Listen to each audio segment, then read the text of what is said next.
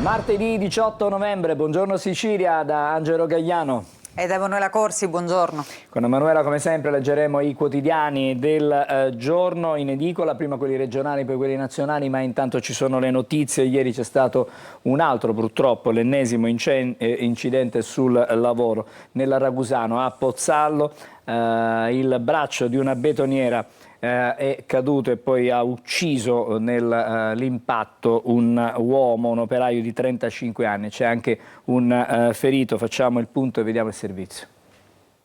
Il centralissimo viale Vittorio Veneto a Pozzallo, scenario di un grave incidente sul lavoro. Questo pomeriggio 2 operai addetti al gettito di una copertura in cemento armato di un edificio sono stati investiti dal braccio in ferro della betoniera. Secondo una prima ricostruzione, il braccio utilizzato per pompare il calcestruzzo avrebbe improvvisamente ceduto, colpendo in pieno la vittima, un 35enne di origine albanese, operaio della ditta, che si trovava sulla strada accanto al mezzo. Ferito anche un uomo di 47 anni di Scicli, autista dell'automezzo. Scattato l'allarme, sono intervenute 2 ambulanze del 118 che hanno prestato le prime cure. Sul luogo dell'incidente anche i carabinieri di Modica e Pozzallo per i rilievi di rito, insieme ai tecnici del Servizio Prevenzione e Sicurezza Ambienti di Lavoro dell'ASP Ragusana per ricostruire l'esatta dinamica dell'accaduto e verificare il rispetto delle norme di sicurezza.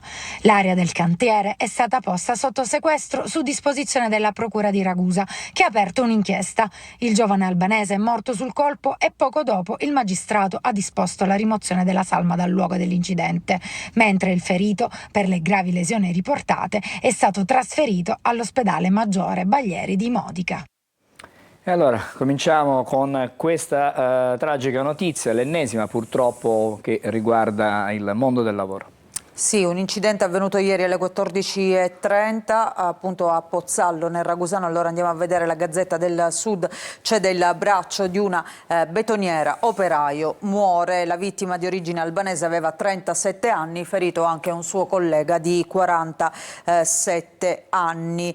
A cedere, investendo i 2 lavoratori, è stato appunto il braccio di questa betoniera, una cui parte si è staccata andando a colpire le 2 persone e purtroppo per il ragazzo di origine albanese non c'è stato nulla da fare. Andiamo a vedere anche la Sicilia. In questa pagina, nel basso, operaio muore travolto dal braccio della betoniera, tragedia in un cantiere di Pozzallo. E ancora vediamo anche Repubblica. Palermo, colpito dal braccio della betoniera, un morto sul lavoro a Pozzallo. E adesso gli inquirenti stanno approfondendo la posizione lavorativa di tutti i lavoratori presenti e le autorizzazioni della ditta, insomma, per capire in che condizioni operavano e soprattutto se erano tutti regolari questi lavoratori, ma soprattutto se venivano osservate poi tutte le norme di sicurezza. I tecnici dello Spresal, gli ispettori del lavoro dell'ASP di Ragusa stanno verificando che la vittima e il ferito indossassero appunto tutti i dispositivi di sicurezza. Purtroppo è arrivata la notizia di un altro morto sul lavoro nel Ragusano a Pozzallo, dove un operaio ha perso la vita e un altro è rimasto ferito. Esprimiamo da subito la vicinanza ai familiari. Sono le parole della segretaria del Partito Democratico Elly Schlein, che appunto è intervenuta su questa ennesima morte bianca in Sicilia. Proprio di lavoro e di precariato e soprattutto di capolarato, ma anche di condizioni, diciamo, di sfruttamento. Parliamo adesso nel prossimo servizio, perché c'è stata una operazione della polizia, sono stati scoperti dei nordafricani sfruttati, costretti a vivere in ambienti infestati dai topi. È stata fondamentale poi la denuncia di uno di questi operai che erano davvero quasi ridotti in schiavitù. Abbiamo sentito anche il procuratore di Catania Curcio, che dice: le denunce portano ad importanti benefici. Dalla Francia alle campagne di Ramacca, l'allettante proposta di lavoro lo ha portato in una fattoria infernale, sfruttato e sottopagato, tanto da sgobbare nei campi anche 14 ore al giorno per prendere 1,26 euro l'ora. Ma la dichiarazione spontanea della vittima, supportata da un'associazione sul territorio, ha portato all'arresto di 3 persone. In manette sono finiti Santi Giammiello, 54 anni, Koum Kami, 52 anni e Haberhaim Shaibi, di 56. Sono accusati di tratta di esseri umani, intermediazioni illecite, sfruttamento del lavoro, quindi caporalato e atti di crudeltà su animali. Il provvedimento è stato eseguito dalla squadra mobile. Dalle indagini sono emerse gravi carenze igienico-sanitarie negli ambienti in cui il marocchino viveva, compreso l'alloggio infestato da topi. Per evitare un intervento medico al lavoratore sfruttato che aveva un ascesso al collo, Giammiello avrebbe rimosso l'ascesso bucandolo con un ago riscaldato, modus operandi che racconta il procuratore capo di Catania Francesco Curcio. Quello che appare è che per far vedere la determinazione, la ferocia, la inflessibilità, quando qualche animale non abbodiva agli ordini, veniva ammazzato sul posto oppure gravemente ferito e poi trascinato come si vedeva nei vecchi film western, solo che invece che alla carrozza a una macchina che girava per la fattoria. L'importanza della denuncia porta ad un benefit. Ma lo Stato giustamente gli assicura un permesso di soggiorno e gli assicura anche un'assistenza completa per le loro esigenze, primarie esigenze di vita. Quindi denunciare non solo è un fatto, diciamo, di giustizia, è un fatto che impedisce che altri divengano vittime. A Giammiello è stata contestata l'aggravante di avere adoperato violenze e minacce in diretta, facendo assistere il lavoratore all'abbattimento di alcuni cani con arma da fuoco perché non gli avevano obbedito. E adesso vediamo e approfondiamo quest'altra notizia che riguarda il mondo del lavoro. È una piaga che spesso, molto spesso si ripete. €1 l'ora, siamo su Repubblica Palermo, turni sfibranti e animali usati per bersagli. 3 arresti per caporalato, la polizia ha eseguito le ordinanze emesse dal giudice nei confronti del 54enne Santo Giammello, del 52enne Hamid Kuram e di un 56enne Abderrahim Chaibi.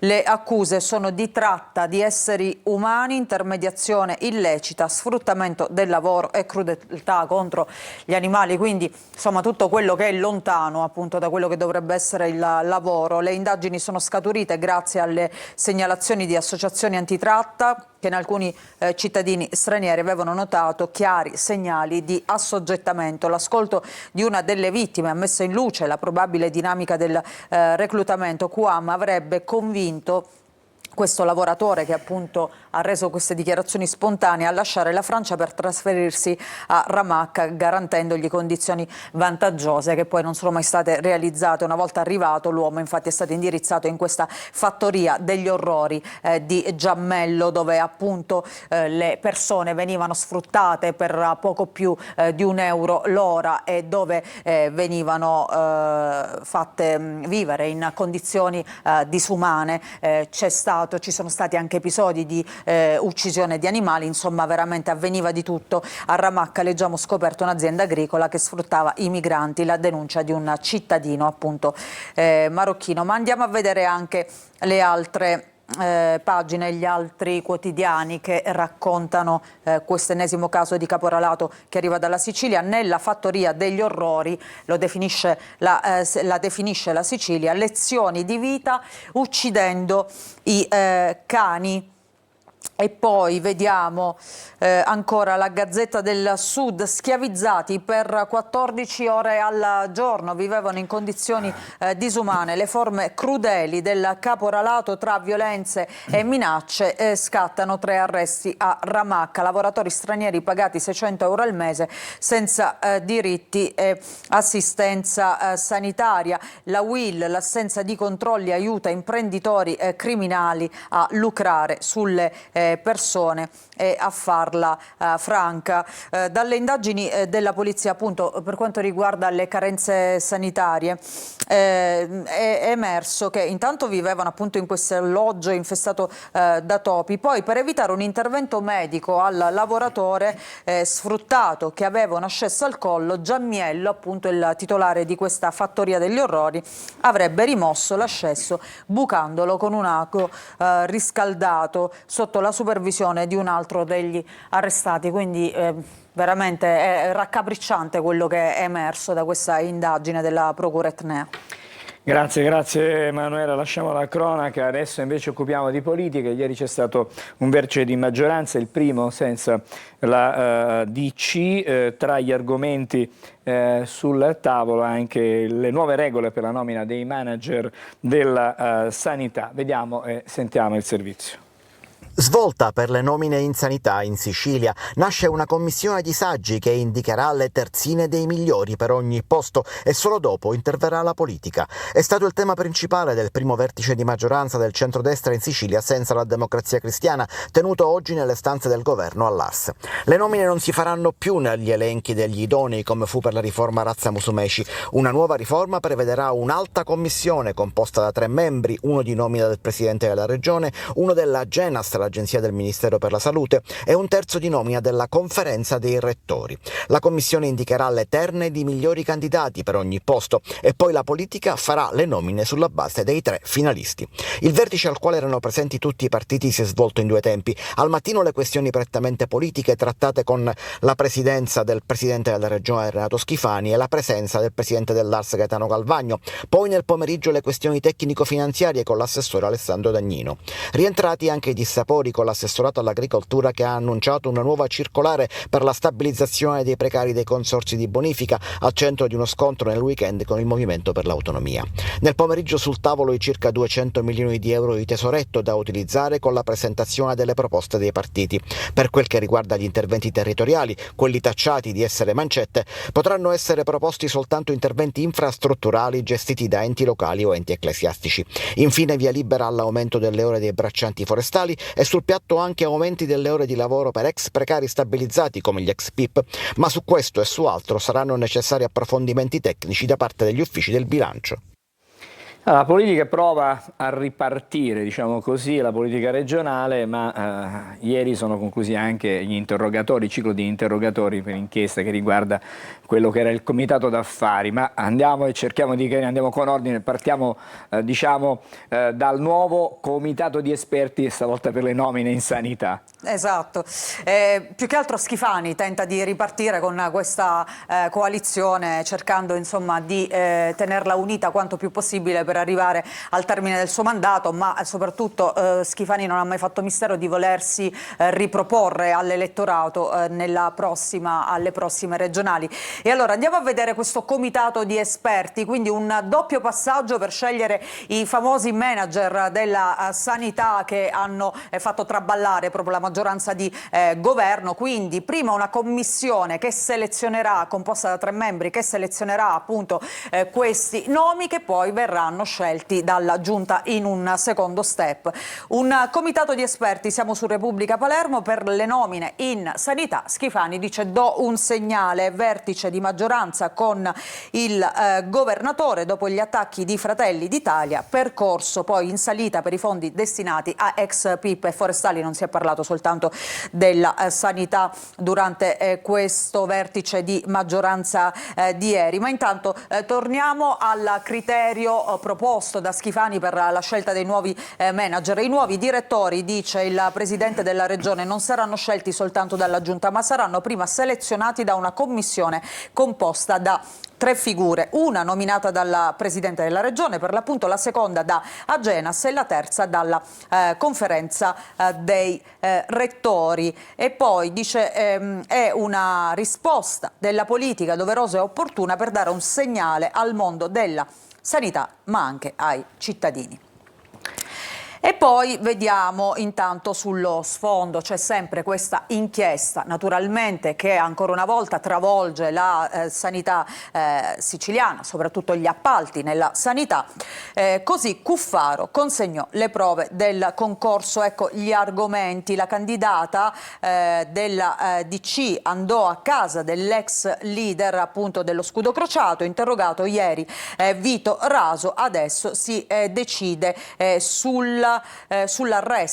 Naturalmente adesso il GIP dovrà pronunciarsi per stabilire, per decidere se procedere con gli arresti domiciliari nei confronti di questi 18 indagati. Andiamo a vedere intanto anche le reazioni di quello che sta accadendo in Sicilia. C'è l'affondo di Elly Schlein, la Sicilia si liberi dal malaffare. In collegamento con un convegno a Siracusa, la segretaria del PD attacca Palazzo d'Orléans. Nell'isola morti violente di giovani e sanità malata, ma il governo regionale si occupa di altro. L'attacco poi di Provenzano, sempre del PD, Schifani ha riaperto le porte a Cuffaro, vada via, e Bonelli, AVS, chiede anche le dimissioni di Musumeci.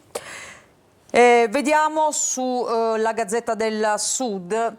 Manager sanità sterzata sulle scelte, la mossa di Schifani, ma c'è il gelo di Fratelli d'Italia. Il governatore vuole cambiare la formula per le nomine ai vertici delle ASP e degli ospedali. L'obiettivo è restringere la rosa degli aspiranti modificando la commissione per la selezione.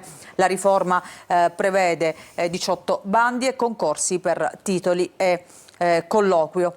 E ancora vediamo sulla Sicilia di oggi, sanità, il piano anticorruzione, e anche qui viene riportata vengono riportate le parole di Elly Schlein, che interviene appunto sul modello Sicilia.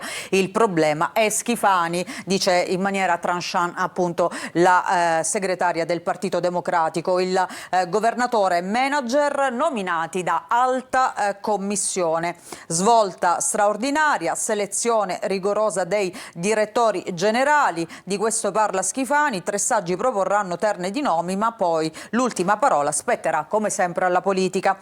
Messina, una toppa peggiore del buco.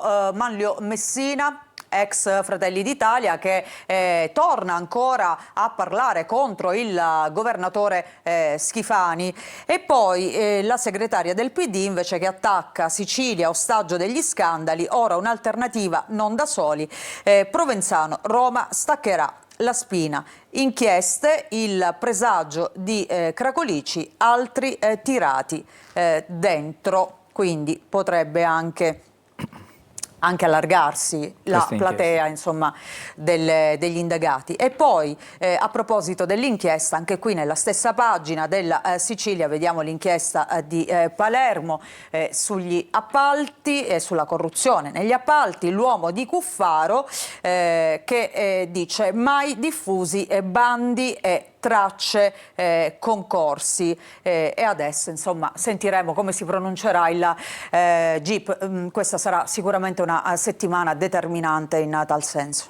Bene, adesso invece ci occupiamo diciamo dei vulcani, ci occupiamo di Etna, ci occupiamo anche dello Stromboli. Insomma, ieri è stata una giornata un po' particolare, ci sono stati anche 7 terremoti legati proprio all'attività dell'Etna. Vediamo questo servizio.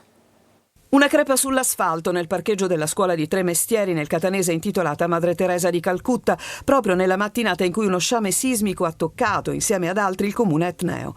Attimi di paura nonostante la bassa magnitudo delle scosse, ma che a causa della profondità di solo 0,6 km sono state avvertite in modo distinto. Da qui l'allarme all'interno dell'istituto, non nuovo a problemi di questo genere, per quella nomea di scuola costruita sulla faglia, tema ricorrente dal 2010. Un fatto legato da una parte alla tipologia del sisma e dall'altra al particolare territorio. Lungo i sistemi di faglia noti come quella di Tremestieri possono avere degli effetti al suolo quali la fratturazione, come quella appunto che si è osservata questa mattina proprio nel territorio di Tremestieri. I bambini sono stati fatti evacuare, tutti gli zaini dei piccoli delle elementari sono rimasti all'interno. Domani intanto, secondo ordinanza del comune, tutte le scuole a Tremestieri resteranno chiuse in attesa di verifiche, come da indicazioni della Protezione Civile regionale, che ha emesso raccomandazioni ai sindaci dell'intero territorio colpito oggi dallo sciame sismico,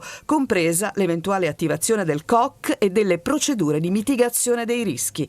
Sono stati 7 i terremoti nel basso versante sud-orientale dell'Etna in poche ore. Gli eventi nel territorio tra Pedara, Mascolucia e Trecastagni nel Catanese sono, come dichiarato da Stefano Branca, neodirettore del Dipartimento Vulcani dell'INGV, strettamente connessi con l'Etna. Quello principale ha avuto una magnitudo di 2,6. Questo tipo di attività sismica rientra nella tipica attività sismica dell'Etna ed è legata ai movimenti del versante orientale del vulcano.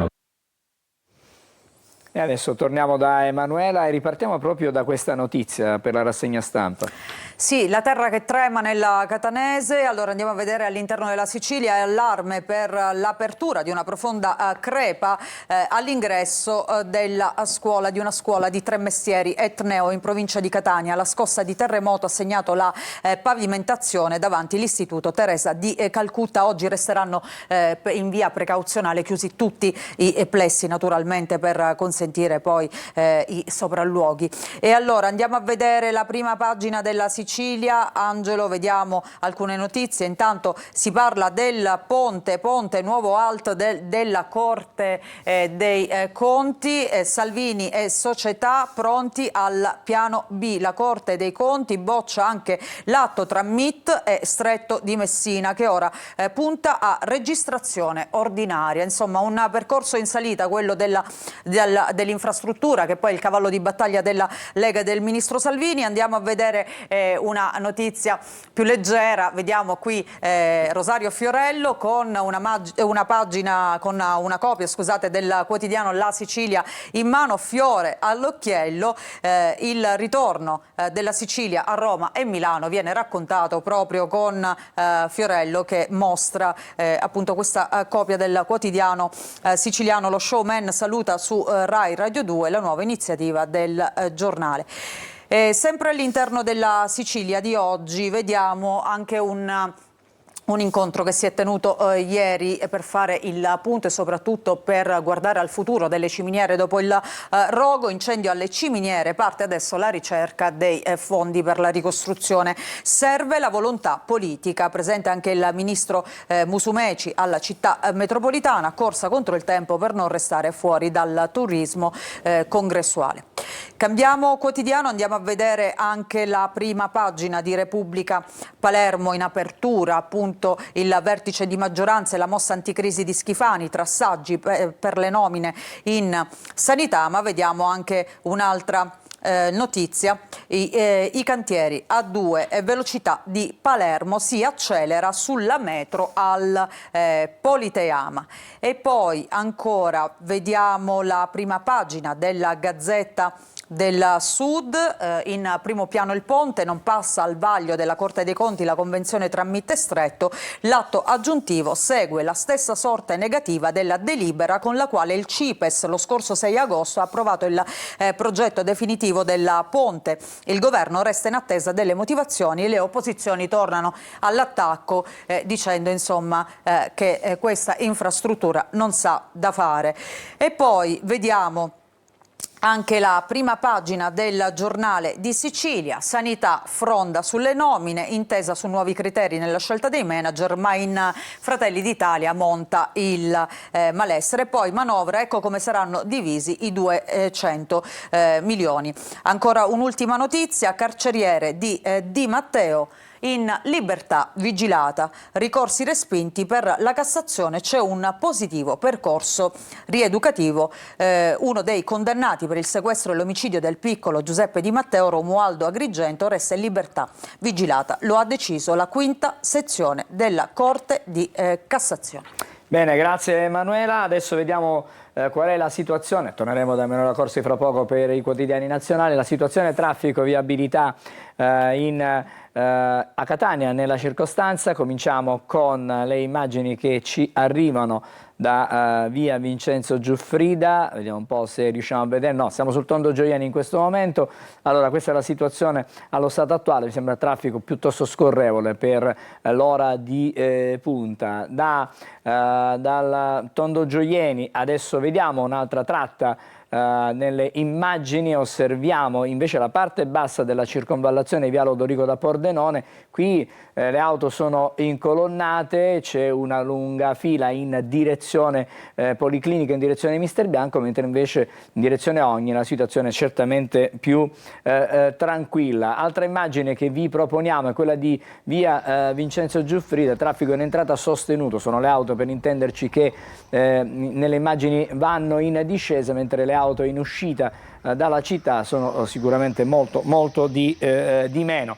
Altre immagini dalla nostra Sicilia adesso, vediamo un po' la situazione sull'Etna, il cielo è particolarmente nuvoloso, carico di pioggia. Queste nuvole così non ci fanno vedere, non ci fanno ammirare e apprezzare quelle che sono le vette del vulcano, che possiamo vedere anche dalla immagine che ci restituisce invece Taormina, con il golfo di Taormina e l'Etna che anche in questo caso nella parte sommitale è praticamente chiusa con le nuvole che si addensano. Direi possiamo fermarci qui almeno per questo segmento di trasmissione. Fra poco torneremo di nuovo insieme in diretta con la lettura, con l'edicola riguardante insomma la rassegna stampa di giornali nazionali con le notizie che arrivano dall'Italia e dall'estero.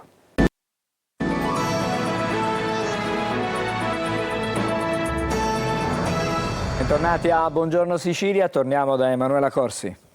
Sì, Angelo, allora tanti gli argomenti di oggi, ma ce n'è uno su tutti che approfondiremo tra poco. Intanto partiamo dal Corriere della Sera. Vediamo sul fronte della guerra in Ucraina l'Italia con Kiev continua a dare pieno sostegno, armi, il piano dell'Unione Europea.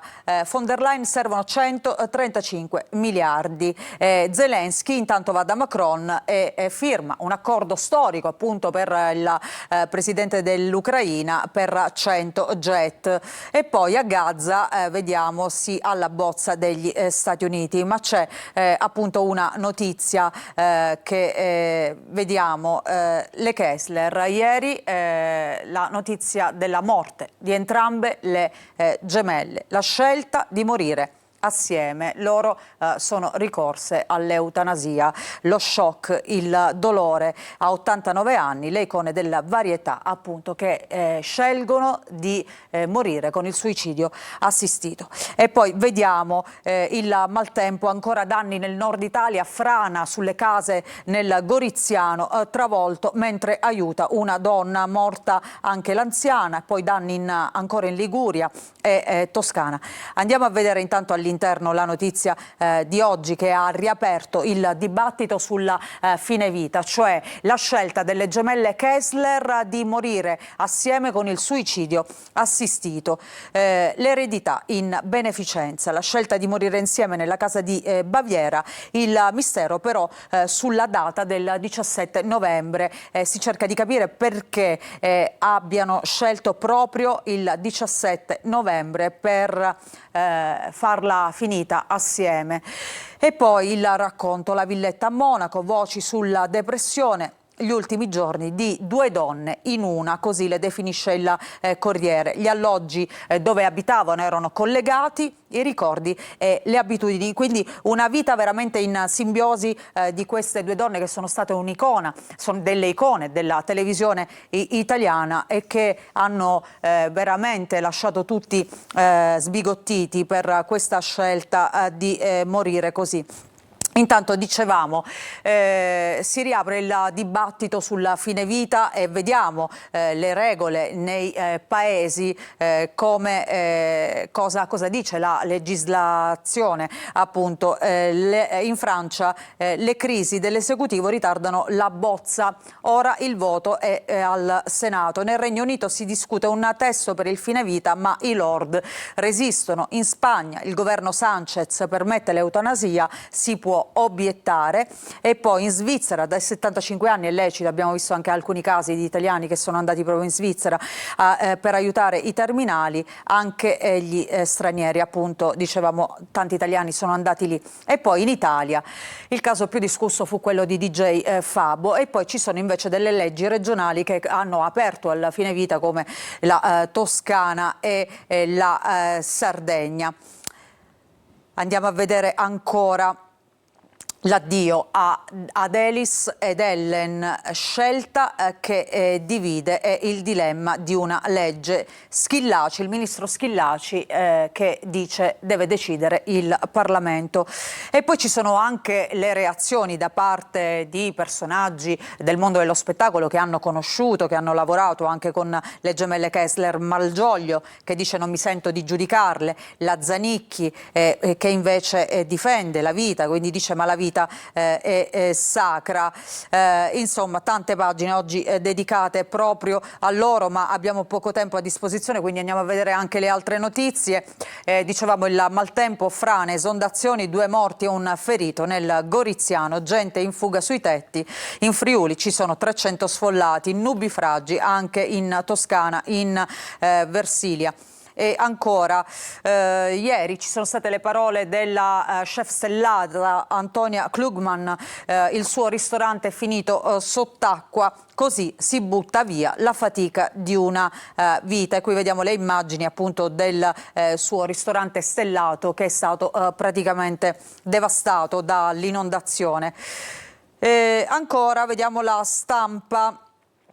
Il titolo di apertura: l'Europa cresce, l'Italia rallenta, le previsioni della Commissione, tagliato il PIL nazionale nel 2025, male l'export, nel 2027 saremo gli ultimi nell'Unione, queste le previsioni. E poi ponte sullo stretto, seconda bocciatura della Corte dei Conti, autonomia, bufera sul blitz leghista. Anche qui la fotonotizia dedicata all'addio delle gemelle Kessler, anime gemelle, scrive oggi La Stampa. Vediamo Repubblica. Sostegno e armi all'Ucraina. Documento del Consiglio Supremo di Difesa, allarme per la minaccia ibrida russa e richiamo all'adesione al programma PURL. E poi muoiono insieme le gemelle Kessler, hanno scelto il suicidio assistito. Ancora, vediamo Avvenire. Creare comunità. Il cardinale Zuppi invita a essere Chiesa per tutti, impegno per la pace, l'Europa unita e contro gli abusi, la cristianità data per naturale è finita, ma questo non ci spaventa, dice Zuppi. Un'ultima prima pagina, Angelo, vediamo il resto del Carlino che apre appunto con la bomba d'acqua sulla Friuli, frane, 2 morti e sfollate, e poi anche qui insieme sempre le gemelle Kessler che scelgono di farla finita. Bene, grazie Emanuela, ci ritroviamo con te più avanti nel corso della nostra trasmissione. Adesso ci fermiamo e poi i primi ospiti della giornata. Buongiorno Sicilia.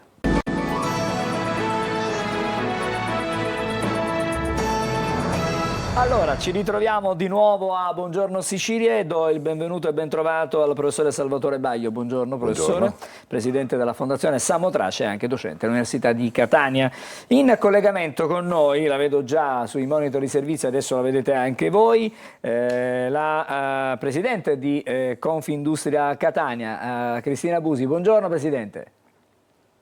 Buongiorno, buongiorno Sicilia. Grazie per essere con noi anche stamattina. Direi di partire, se mi permette, Presidente, dal professore Baglio, perché è il presidente della Fondazione Samotrace e di questo stamattina parliamo. Che cos'è Samotrace? Samotrace è uno degli 11 progetti finanziati dal PNRR come ecosistemi dell'innovazione. In realtà gestisce, ha portato avanti in questi 3 anni un progetto da 140 milioni di euro che adesso è nella fase finale, quindi nella fase di presentazione dei risultati e di valorizzazione. È proprio quello che succederà oggi pomeriggio in uno degli eventi di presentazione presso la sede di Confindustria. Allora, Confindustria, adesso chiamiamo in causa la Presidente di Confindustria, perché è un esempio quello tra Confindustria e la Fondazione Samotrace di collaborazione, un modello di collaborazione che si può attuare e che si può ulteriormente sviluppare.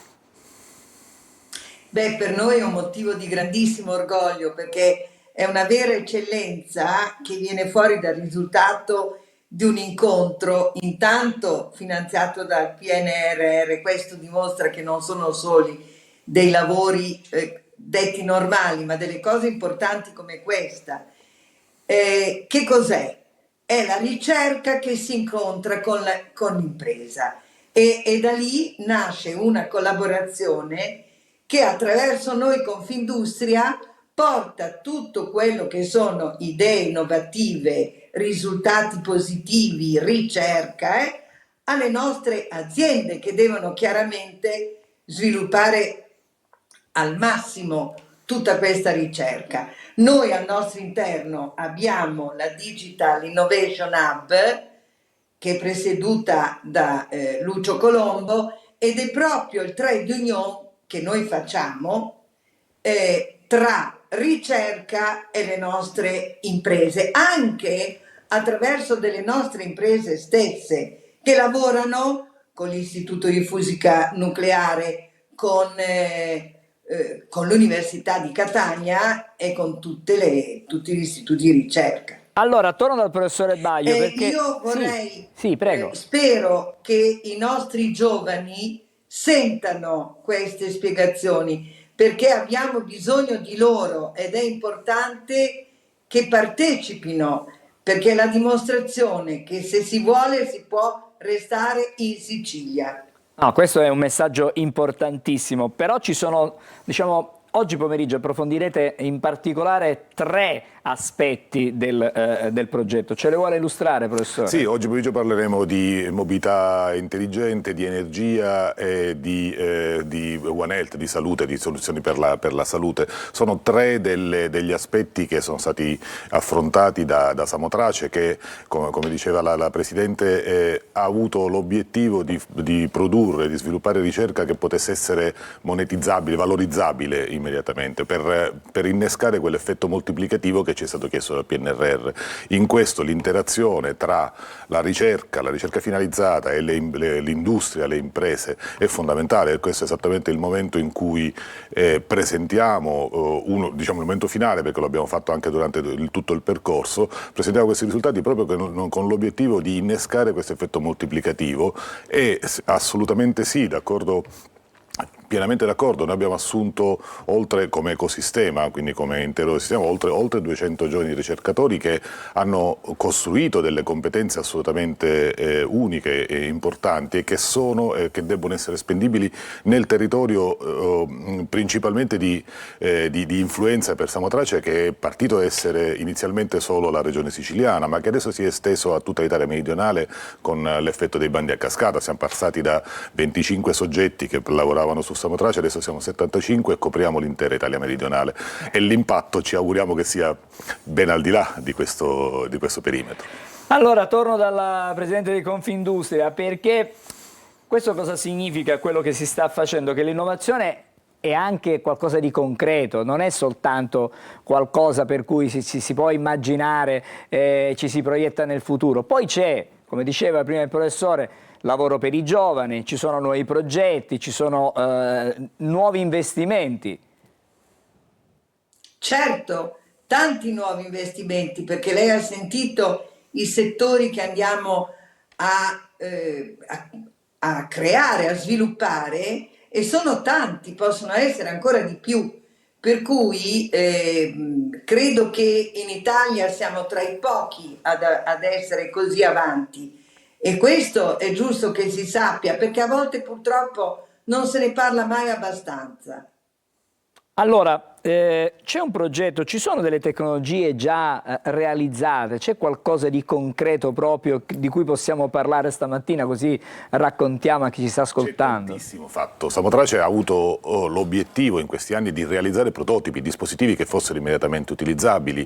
Nell'ambito salute abbiamo lavorato e abbiamo realizzato il team, insomma, io ho fatto veramente poco in tutto questo, ma se non coordinarlo, ma una delle cose fatte, ad esempio, esempio riguarda dispositivi microfluidici per la diagnosi su cellule, dispositivi integrati per la misurazione accurata di dosi nella radioterapia, dispositivi per quelli che vedremo oggi pomeriggio, anche dei pali intelligenti per la mobilità sostenibile, tantissimo lavoro su elettronica ad elevate prestazioni per la mobilità elettrica, attività che oggi pomeriggio non presenteremo ma che fanno parte ancora di Samotrace, che riguarda tutto il comparto dei beni culturali, quindi dispositivi e le tecnologie per valorizzare e renderli fruibili. Questo è un altro aspetto che oggi abbiamo scelto altre tematiche, ma che è particolarmente forte anche all'interno di Samotrace per l'impatto che può avere.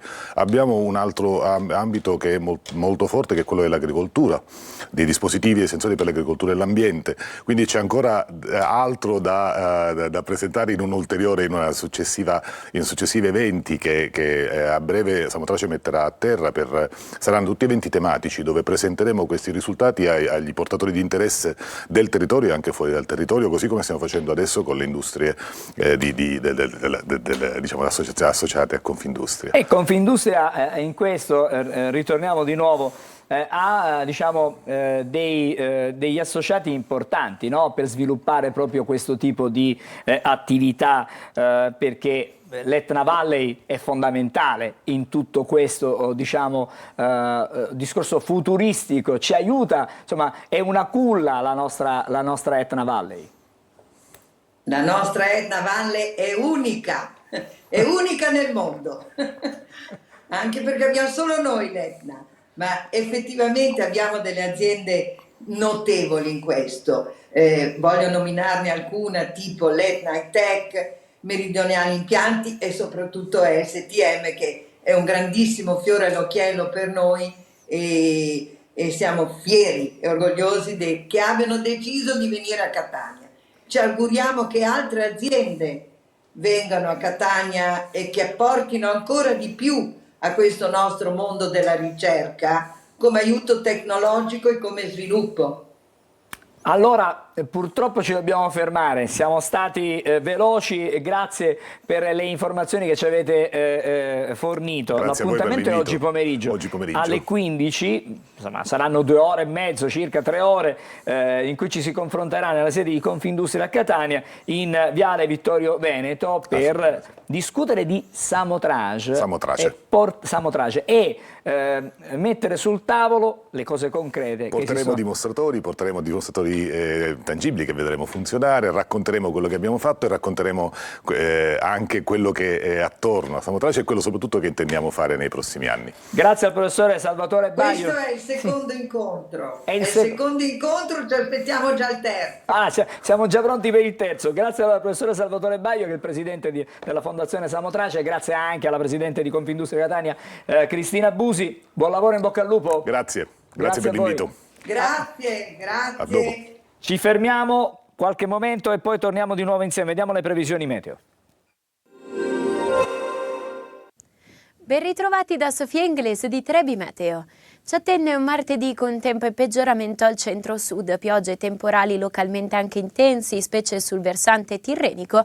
Al nord invece il tempo sarà in netto miglioramento, tornerà a splendere il sole.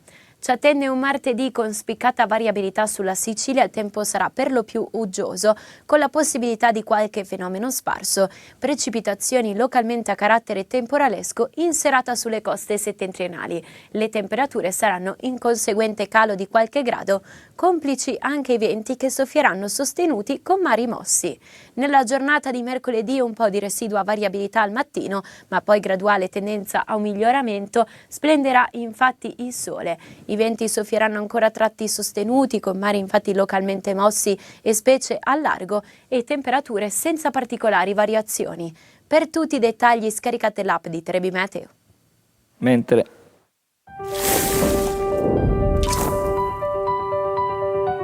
Siciliaweb.it si rinnova.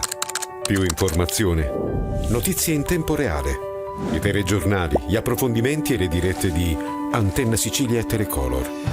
Più passione, lo sport e il Catania raccontati come nessun altro.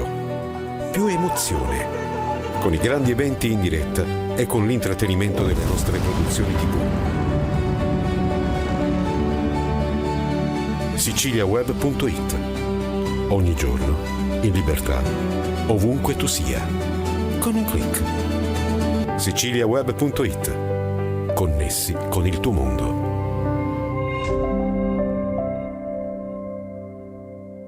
Bentornati a Buongiorno Sicilia, con me in studio adesso Verdiana Scivoli, buongiorno. Buongiorno. Che è la segretaria regionale di Plastic Free, e poi c'è anche Francesca Di Raimondo, che è la referente di Plastic Free per Belpasso. Stamattina parliamo di un progetto, un nuovo progetto che si chiama Un Torrone per la Ricerca. È un progetto di solidarietà, è un progetto di... Insomma, ci avviciniamo alle feste, è un modo per esprimere anche, di poter stare accanto a chi probabilmente non riesce. Plastic Free si diversifica perché fino ad oggi abbiamo raccontato delle vostre iniziative, che è quello di liberare la plastica, il mondo dalla plastica, le nostre spiagge, le nostre piazze. Adesso invece approfondite, andate oltre, perché vi occupate in maniera più diretta del nostro corpo. Dico bene? Sì, assolutamente. Abbiamo fatto un level up, sicuramente. Quindi, un passo avanti. Un passo avanti, lo diciamo per chi magari... E credo che dipenda anche dalla consapevolezza che abbiamo acquisito nel corso del tempo di quanto facciamo veramente parte dell'ambiente. Non possiamo soltanto limitarci a difenderlo e tutelarlo, ma dobbiamo accettare che ne facciamo veramente parte. Quindi lo studio che stiamo promuovendo e la ricerca è incentrato soprattutto a comprendere quali sono gli impatti della plastica sul nostro corpo.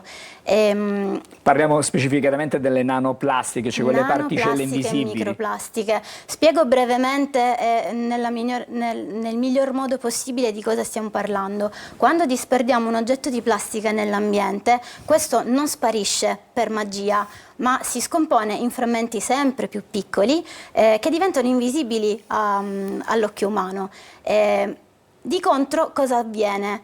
Che disperdiamo nell'ambiente sostanze che possono essere estremamente facili da inalare e ingerire attraverso l'acqua e attraverso il cibo, che viaggiano attraverso il nostro corpo e, stando agli ultimi studi rilevati, riescono a superare le barriere del nostro sistema sul cervello, e hanno un impatto sul cervello che ancora non è del tutto chiaro. Qui entra in gioco la voglia di Plastic Free di fare questo passo in più e di approfondire quali sono gli impatti che queste micro e nanoplastiche possono avere sull'organismo e sui neuroni del cervello. Allora, adesso entriamo più nello specifico, lo facciamo con Francesca Di Raimondo, che è la referente di Plastic Free per Belpasso, perché si chiede un contributo per attivare questa ricerca, perché servono dei fondi, perché altrimenti, se non si raggiunge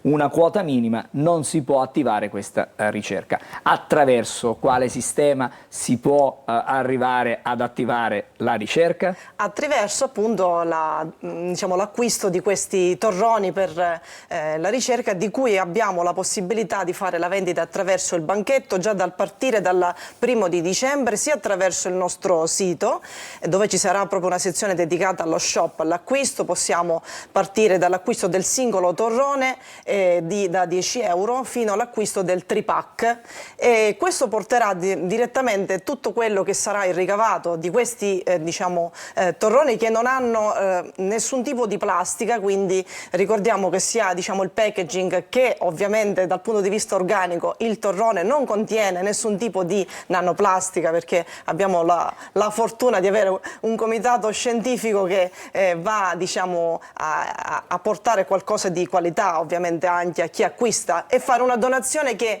rappresenta sia una dolcezza verso se stessi che verso l'ambiente. Quindi uno scopo meraviglioso come quello appunto di portare la sensibilizzazione verso la ricerca, ricordiamo che è destinata proprio appunto alla ricerca del torrone, per sensibilizzare per il progetto.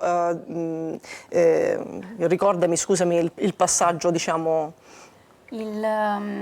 Cosa volevi dire? La ricerca Beata? nello specifico? La ricerca nello specifico ha l'obiettivo di studiare quali sono gli impatti delle micro e nanoplastiche sul cervello. Questo perché nel corso degli ultimi anni, soprattutto su alcune riviste anche di certo spessore come Nature per esempio, ci si è accorti del nesso che c'è tra la presenza di microplastiche con alcune patologie? Rilevate nel tessuto, sì, con alcune patologie che riguardano soprattutto il deficit quindi cognitivo, voglio dire, l'Alzheimer, il Parkinson. Esatto, come il Parkinson e l'Alzheimer, grazie.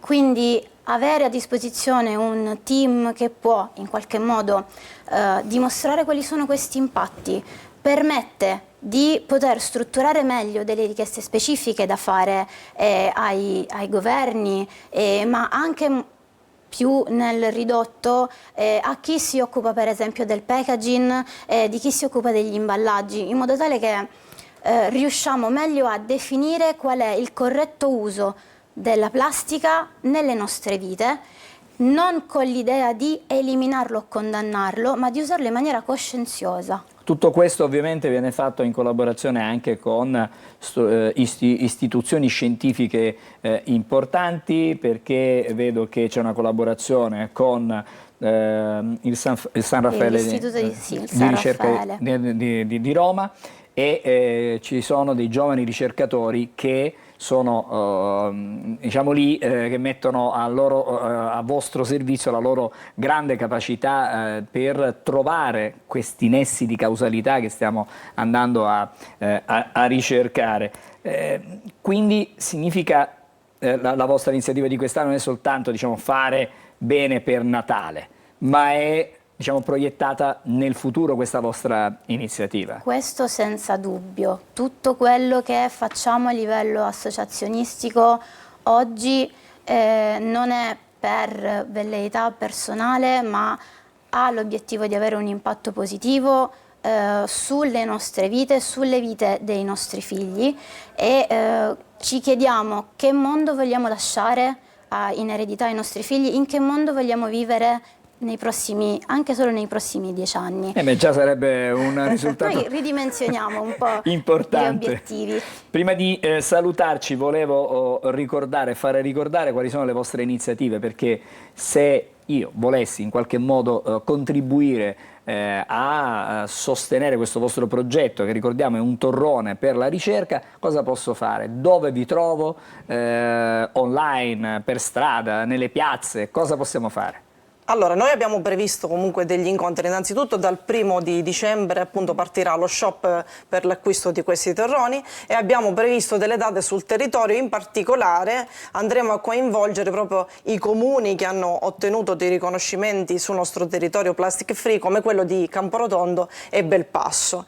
Molto probabilmente nelle date che coincidono proprio con Santa Lucia a Belpasso, e metteremo questo banchetto a disposizione per poter effettuare l'acquisto. Quindi vi troveranno e vi vedranno, sarete visibili praticamente per tutti noi. L'augurio chiaramente che possiate realizzare al più presto e raggiungere la quota. Ricordiamo che 25.000 euro è il primo target che vorremmo raggiungere, così da poter attivare una borsa di studio per i ricercatori in collaborazione con l'Università San Raffaele.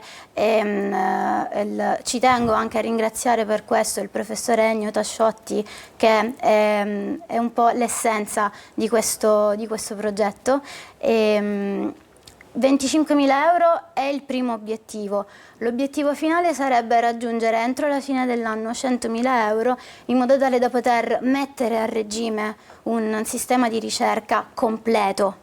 Speriamo che possiate veramente raggiungere questi target, prima il primo e poi i successivi, che sono fondamentali. È un obiettivo comune, quindi collaborando tutti, contribuendo anche col minimo, spero di riuscire tutti insieme ad arrivare all'obiettivo. È una cosa che nel concreto facciamo per noi. Buon lavoro allora, ci Grazie. dobbiamo fermare, grazie a Verdiana Scivoli che è la segretaria regionale di Plastic Free Sicilia ovviamente, grazie anche a Francesca Di Raimondo Grazie a voi. che Grazie è per invece l'ospitalità. la referente di Plastic Free per Belpasso. Ci fermiamo ancora, poi vedo già pronto il collegamento con Ragusa, con la nostra Veronica Barbarino, parleremo ancora di aiuti, ma sta... Ah, diamo la linea direttamente, così mi dicono. Bene, non ci fermiamo. Allora andiamo subito da Veronica. Buongiorno Veronica, buongiorno al tuo ospite, la Caritas buongiorno, di Ragusa. Sei con il direttore della Caritas diocesana di Ragusa, Domenico Leggio. Buongiorno a voi. Buongiorno, sì, Domenico Leggio è anche direttore regionale della Caritas Sicilia e quindi insieme parleremo di povertà sia in Sicilia che un focus poi su Ragusa. Domenica scorsa si è celebrata la 9ª giornata mondiale dei poveri e Caritas ha portato al centro la condizione delle famiglie più esposte. Analizzando dei dati sono un po' strani, cioè nel senso che in una Sicilia in crescita, dove si registra un PIL in crescita, dei consumi in crescita, una diminuzione della disoccupazione, Caritas invece registra un aumento di poveri. Com'è possibile?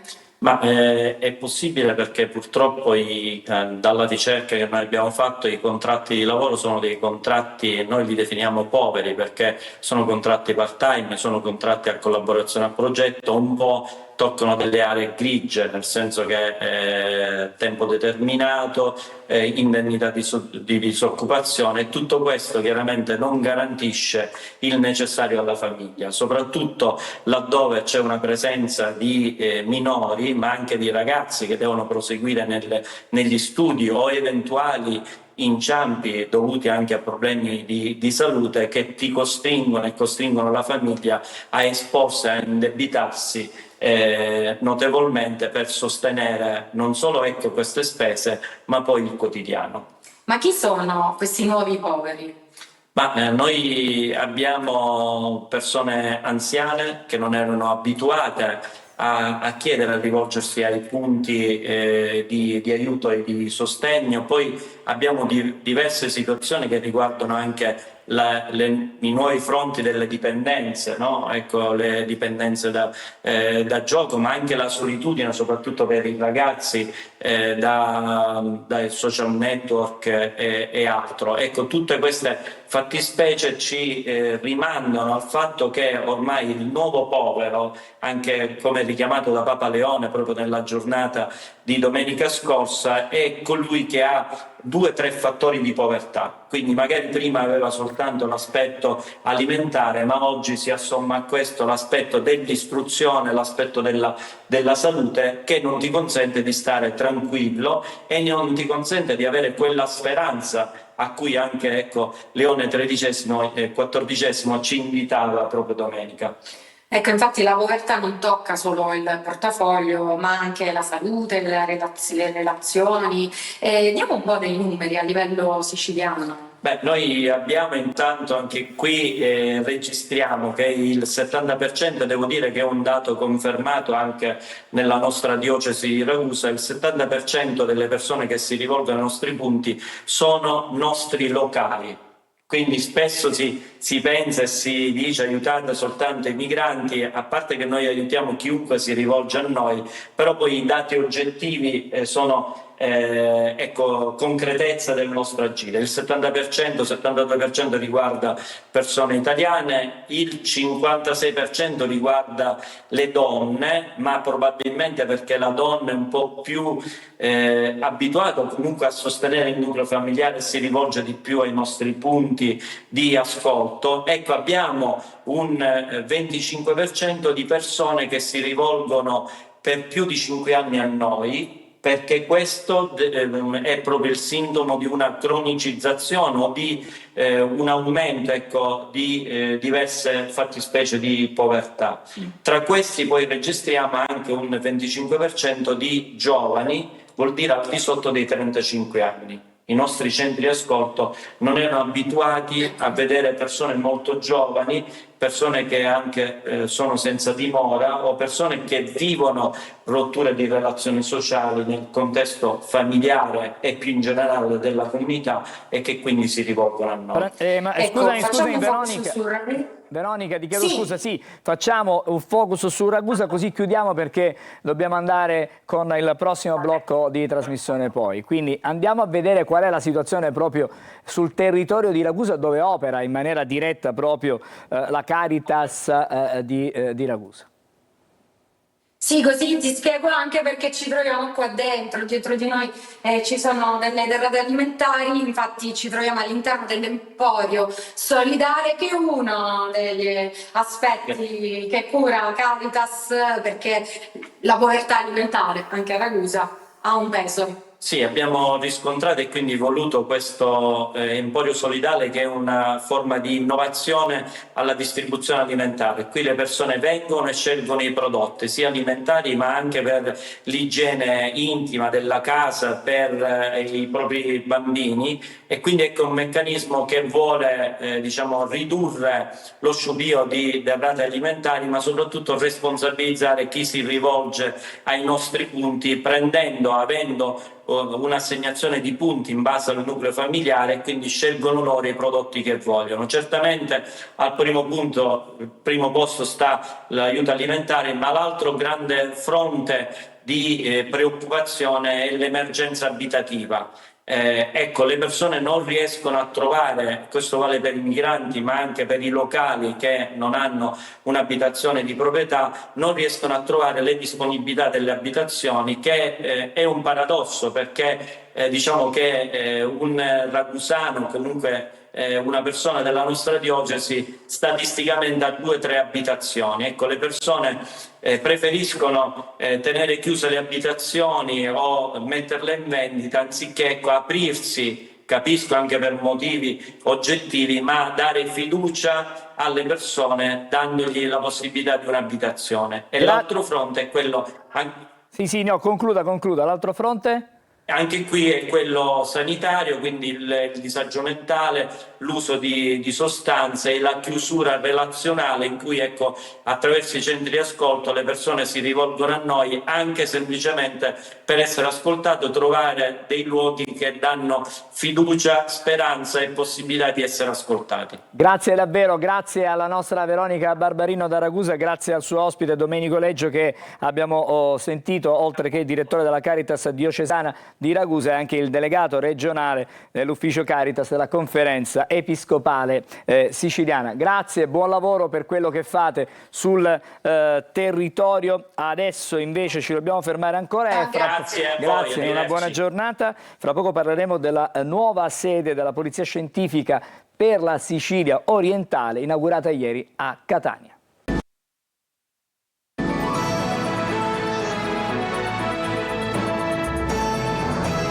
Eccoci allora di nuovo insieme, siamo adesso a parlare della nuova sede della Polizia Scientifica per la Sicilia orientale. Buongiorno al dottor Alessandro Sciacca che è vicequestore ed è dirigente del gabinetto regionale della Polizia Scientifica proprio della Sicilia orientale. Buongiorno. Buongiorno a lei, grazie. Allora, ieri c'è stata questa inaugurazione, adesso vedremo anche delle immagini, una sede che vi consente di migliorare un servizio che già fornivate, ma adesso tutto praticamente modernizzato, attualizzato con quelle che sono anche le nuove apparecchiature che possono essere a vostra disposizione. Assolutamente sì, infatti il trasferimento presso questa nuova sede non va visto solo come un bellissimo traguardo che comunque abbiamo raggiunto, ma deve essere considerato anche come un nuovo punto di partenza per il futuro, una nuova sfida.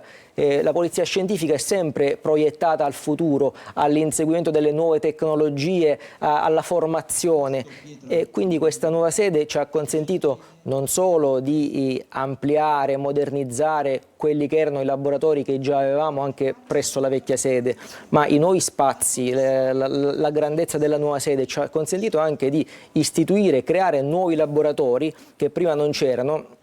Ne accenno qualcuno come per esempio il laboratorio di residui dello sparo, siamo dotati di un modernissimo microscopio elettronico a scansione che ci consente proprio di analizzare queste microparticelle, cosa che ci consente chiaramente di poter velocizzare anche i tempi di indagine, perché questi stessi accertamenti sì, si potevano fare, ma dovevamo recarci presso Roma, presso altre sedi per svolgere questo tipo di accertamenti. Allora, noi stiamo vedendo nel frattempo delle immagini che si riferiscono alla cerimonia di inaugurazione di ieri di questa nuova struttura che è stata intitolata anche alla memoria del commissario Filippo Raciti. Adesso siamo all'interno della struttura, stiamo vedendo anche i locali, i laboratori, fra poco vedremo anche qualcosa di più specifico. Adesso qui vediamo qualche esempio di come è che lavorate, quali sono le vostre impostazioni. Lei ci raccontava dunque di ulteriori upgrade, chiamiamoli così, no? Aggiornamenti rispetto alle apparecchiature a vostra disposizione, ce ne sono anche delle nuove. Esattamente, come dicevo, oltre al nuovo laboratorio di residui dello Sparo abbiamo anche il nuovo laboratorio per iniziare le operazioni di biologia, accertamenti che fino a ieri dovevano essere svolti soltanto presso il gabinetto di Palermo, adesso possono essere gli accertamenti veri e propri, le analisi dei campioni si svolge sempre a Palermo, però possiamo già campionare a Catania i reperti, cosa che ci consente di accelerare ulteriormente i tempi. Altra cosa, Catania diventerà anche un polo per la ricostruzione tridimensionale della scena del crimine. Questa è un'altra novità della nostra nuova sede, grazie alle nostre apparecchiature laser scanner 3D ci consentono di catturare sia fotograficamente sia con le misure reali una scena del crimine e ricostruirla per consentire anche un domani di poter rientrare in quella stessa scena con le stesse misure, le stesse... Quindi una cosa reale proprio. Esattamente, esattamente. Io le volevo anche dire un'altra cosa, lavorerete in rete immagino, nel senso vuol dire sarete collegati con altre strutture... Assolutamente sì. Gemelle, chiamiamole così, gemelle. Assolutamente sì, la Polizia Scientifica è un servizio nazionale e abbiamo una rete, noi abbiamo a Roma il servizio Polizia Scientifica che poi si articola in 14 gabinetti regionali o interregionali, tra i quali c'è appunto quello di Catania. Chiaramente questa rete è sempre interconnessa, le strumentazioni e le professionalità sono sempre a disposizione del servizio nazionale, qualora serva un macchinario che non è su Catania ma magari è su Roma o è su Palermo, ci si sposta e viceversa. Diciamo che Catania acquisisce un valore aggiunto che la colloca in una posizione di primo piano rispetto al resto dell'Italia. Assolutamente sì, assolutamente sì. Il gabinetto di Catania con questa nuova sede sicuramente cresce per quantità e qualità dei laboratori la nuova struttura ci consente anche di progettare per il futuro, perché noi siamo sempre in crescita. Un progetto al quale si sta lavorando per il futuro è anche la realizzazione del balipedio per effettuare dei test di sparo all'interno della nostra sede, un progetto futuro che ci consentirà anche là di accelerare i tempi delle investigazioni scientifiche. Diciamo che è un investimento importante sul piano della legalità. Assolutamente sì, assolutamente sì.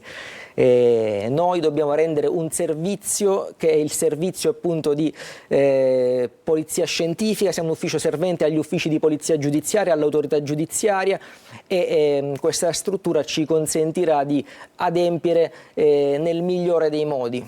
Diciamo, voi lavorate spesso, non siete in prima linea, nel senso che lavorate nei vostri laboratori qua al chiuso, al riparo di occhi indiscreti, però alla fine siete quelli che molto spesso riescono a trovare la soluzione di un caso che magari con un sopralluogo non si riesce poi a definire, a determinare. Beh, sicuramente la prova scientifica è sicuramente molto importante, va chiaramente contestualizzata all'interno dell'indagine, quindi con tutto il materiale investigativo, però sicuramente la prova scientifica è importante e grazie alle nuove tecnologie, basti pensare allo sviluppo delle indagini in tema di genetica forense, le nuove tecnologie ci consentono oggi di risolvere casi che magari fino a qualche anno fa non era possibile farlo.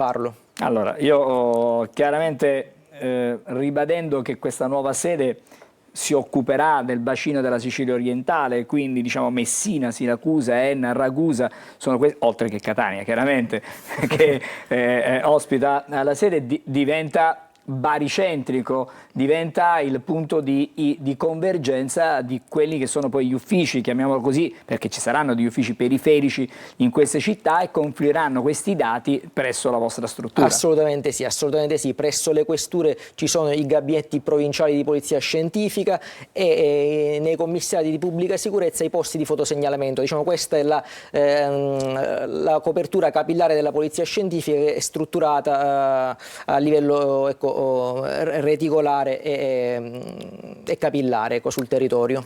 Allora, buon lavoro. Grazie a voi. Grazie al vice questore Alessandro Sciacca, che è, ripetiamo, dirigente del gabinetto regionale della Polizia Scientifica della Sicilia orientale. Grazie per essere stato con noi questa mattina. Noi ci fermiamo, ma cambiamo argomento totalmente, perché noi passiamo, abbiamo sentito stamattina le nuove tecnologie con il progetto Samotrace, abbiamo visto la solidarietà, abbiamo parlato di ricerca, stiamo parlando adesso di indagini e adesso andiamo a scrutare le stelle con Marco Amato con l'oroscopo di oggi. Buongiorno ai 12, la luna in Scorpione oggi tinge il cielo di una certa voglia di desiderio e di passione. Vediamo cosa accade ai segni dello zodiaco. Ariete, per voi buone notizie, non solo perché il vostro pianeta Marte è in trigono, ma perché la luna si tinge dei colori rossi dello Scorpione, a voi abbastanza affine. Ecco, vedrete che praticamente si distendono un po' le cose in amore, finalmente riconquistate proprio il più bello dei vostri traguardi, stare bene con una persona.